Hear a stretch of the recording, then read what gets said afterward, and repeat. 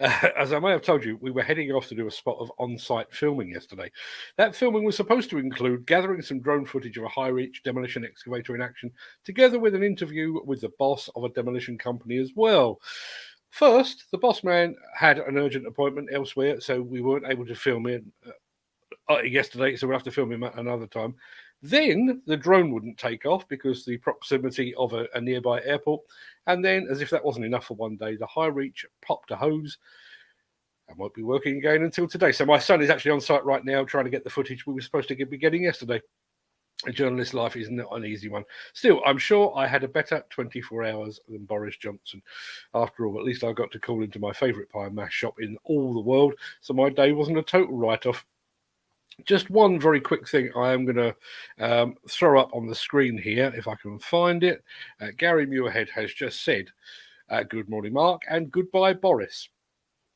Two things. I'm not going to go down the political route because I don't want to upset anyone. I have no political axe to grind. I don't trust any of them. So, as I say, no axe to grind. But given the way that 50 odd of Boris Johnson's colleagues have treated him and stabbed him in the back, how much regard do you think they have for us? And the other thing as well, at least before he goes, he did have the pleasure of becoming the third Prime Minister to sack Michael Gove, the man with the most punchable face in all of Christendom. Not a bad day.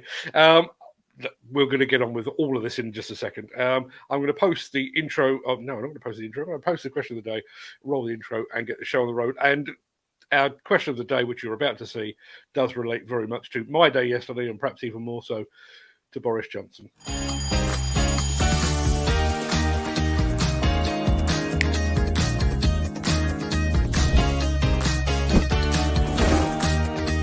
Welcome to the Breakfast Show. I'm your host, Mark Anthony.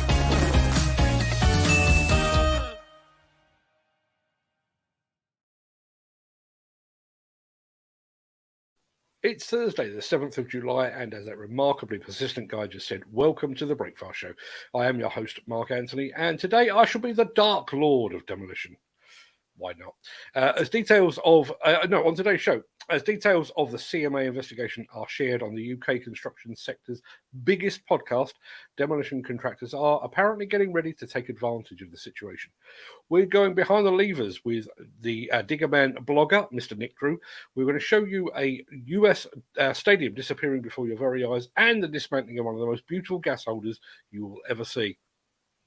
And we will bring you details of quite easily the funniest accident report you're ever likely to hear. Plus, we're going to feature the dismantling. No, we're not. I've already said that. We'll get to all of that in just a second. Script is all over the place this morning, much like I am. But first, let's see who among the rich and the shameless will be celebrating a birthday on this day of days. Happy birthday! And it's many happy returns to Wurzel Gummidge actor John Pertwee and to former heavyweight boxing champion Ezard Childs. Happy birthday also to Beatles drummer Ringo Starr, to bird spotting comedian Bill Oddie, to shining actress Shelley Duvall, to Linville Golding of The Specials, and to radio presenter Jeremy Vine. I've been on his show twice. Nothing to do with any of that. But finally, a very happy birthday to Otto Frederick Rothwedder, one of those, whose innovation has been judged as the benchmark for greatness ever since. Rothwedder, I'm going with that, was the man who invented the bread slicing machine and ensured that we all now live in a world where bacon sandwiches are now as symmetrical as they are tasty. Many happy returns to them, one and all. Oh, and by the way, those fine folks up at Digbits informed me this morning that today is National Manufacturing Day. So to all those metal bashers out there, have a great day. Your contribution to the industry is greatly appreciated.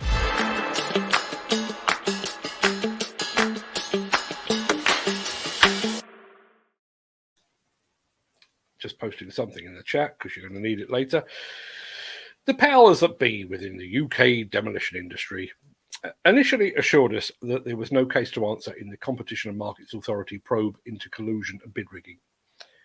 They were wrong. The same powers that be assured us that the whole thing would blow over. They were wrong. And then they claimed that I was the only person talking about it. Guess what? Yep, They were wrong again. The CMA investigation is the subject of the latest Reconstruction podcast, the largest and most widely listened to podcast in the UK construction sector. Anyone thinking that the news of the CMA investigation would not reach some, excuse me, would not reach some within the UK construction supply chain were just proven wrong in a big way. That show is now on the Construction Index website, which I think is about 1 million views per month, and is being dripped into the ears of thousands of people in the sector as we speak, proving the powers that be wrong yet again. And while I was driving to site yesterday for what turned out to be a fruitless exercise, I took a phone call from a demolition contractor that is not a member of the NFDC. Cut a long story short, he wants me to advise him on promoting his business. Nothing new there. I do that all the time. What is new, however, is the reason for his sudden interest in promotion and marketing. The man in question believes that the man in question believes that the fallout from the CMA investigation and any subsequent prosecution will leave a vacuum within the UK demolition industry. It is a vacuum he is seeking to help fill. I'm sure he's not the only one thinking along similar lines. He's already upped his spend on new equipment and vehicles. He's in the midst of a recruitment drive to attract the people he will need to help realise his expansion ambitions. And now he wants my help on the promotion front too. There have been 2 regional meetings of the NFDC this week, one in the London region, the other in the Midlands. If the powers that be claim that all is well, that there is no case to answer, and that I am a lone voice just trying to cause trouble, you might like to check their track record. It's not very good. Incidentally, if you'd like to hear what the Reconstruction podcast had to say about demolition cartels, as they describe it, you can find a link in the chat. Alternatively, you can go to your preferred podcast supplier and just search for Reconstruction. So RE:construction. RE:construction. Go give it a listen. Let me know what you think.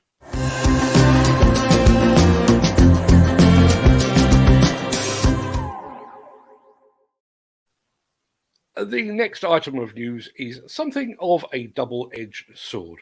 The Health and Safety Executive has released its annual statistics on fatal accidents in the workplace. On the one hand, figures for construction reveal that 25% fewer people were killed on UK construction and demolition sites in the year to March of this year. That's good news, I guess. However, there were still 30 workers that went to work in the sector last year and didn't make it home to their families and loved ones. In addition, construction still made up almost a quarter of all work-related accidents recorded in all industries to March 2022. Furthermore, the latest annual figures related to mesothelioma showed that more than 2,500 people died from asbestos-related disease in 2021. Also noteworthy is what is not in the figures. There's no mention, yet again, of fatal injuries caused directly or indirectly by the presence of drugs or alcohol. And there is no mention either of the 2 or more industry workers that are, on average, committing suicide on a daily basis. As my teacher used to say, better, but there's still plenty of room for improvement. Axoft and Svantec are your high-end partners for noise, vibration, dust and air quality systems, sensors and software. To find out more, visit axoft.co.uk or call 01234 639 550. As the mighty Balmer exhibition begins to loom large on the horizon and the Hillhead show begins to fade into memory, we have one more excuse to revisit Buxton in Derbyshire. Keen to show off the power and precision of its big excavators, those fine folks at Hyundai handed the keys of one of their machines to several key industry influencers. One of those influencers was Nick Drew, whose Instagram following could very, very easily hit the magic 100,000 followers mark today. Here is Nick Drew at the levers. So here we are. Hyundai have kindly asked me to come and drive this HX480 here at Hillhead today. Impressed so far. Plenty of power, nice and smooth, as we've come to expect from Hyundai.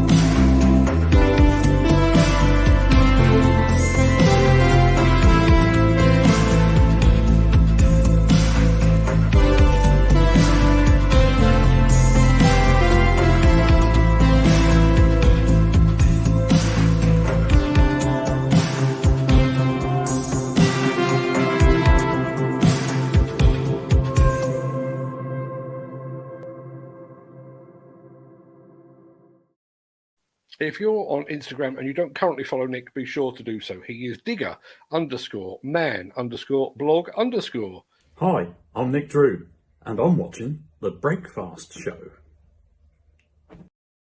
Let's get him over the 100,000 followers mark, people. He has more than earned it. And just a very quick note, I've just had a message in from Al Grissom in Luxembourg, who reckons that my camera is looking very dodgy today. I can only apologise. I could restart it, but you'd all go away and I wouldn't be back for another 5 minutes. So probably better just to listen today rather than to watch, which is a shame because I've got some great videos coming up. They will look okay, apparently. It's just me that looks very, very sketchy indeed. The Miller GT series heralds a new era of unrivaled power and cutting-edge intelligent coupler technology, increasing job site safety, machine versatility, and productivity. It's the added versatility that you need at the value you can afford. To find out more, visit millergroundbreaking.com. Yeah, lots of comments on the camera quality today. No idea why that is. This is exactly the same setup as it was yesterday, which was absolutely fine. Today it's decided to freak out. There we are. You know those gas holders? Horrible metal monstrosities that are a corroding blot on the nation's landscape. Well, it turns out they build them rather differently in Sweden. It turns out they dismantle them rather differently as well. So come and hide with me. Hide with me, hide with me. Come and hide with me, hide with me, hide with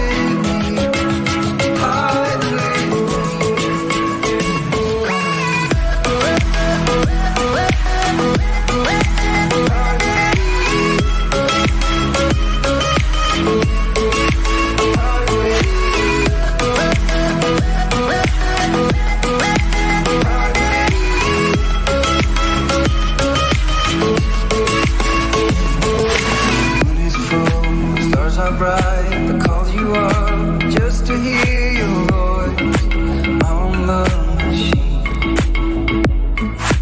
Nothing will be like it was, but you will always be my first choice, just as it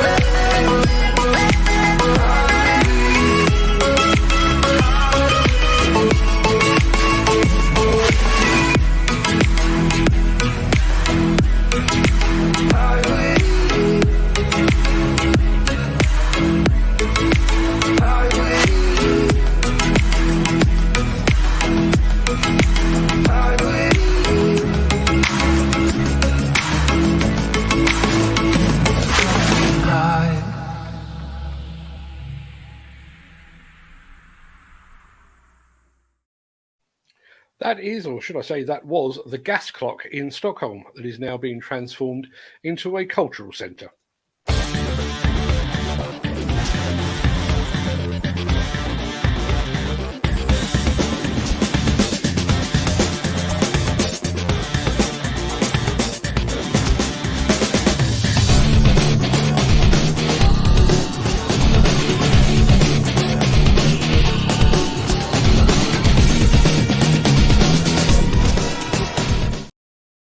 Okay, people, to keep my screen time, my personal screen time to an absolute minimum, we're going to go off to Washington in the good old US of A now.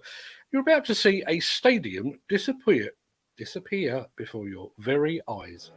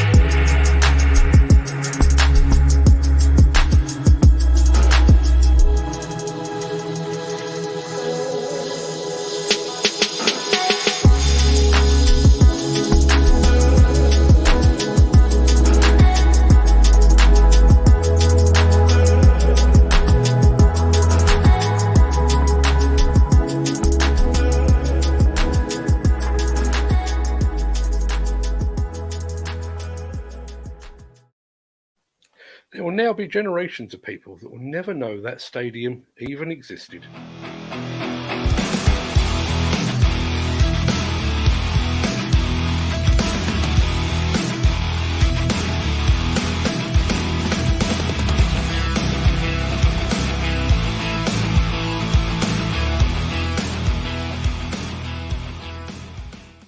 When we come back for the after show chat, I will share you details of another accident report with which I was a little more closely linked. It wasn't one of mine, I hasten to add, but it's quite a good one. Yeah, let me roll this. Sorry to interrupt the guy with the funny glasses, but if you're enjoying this video, please hit the like button as it helps our channel.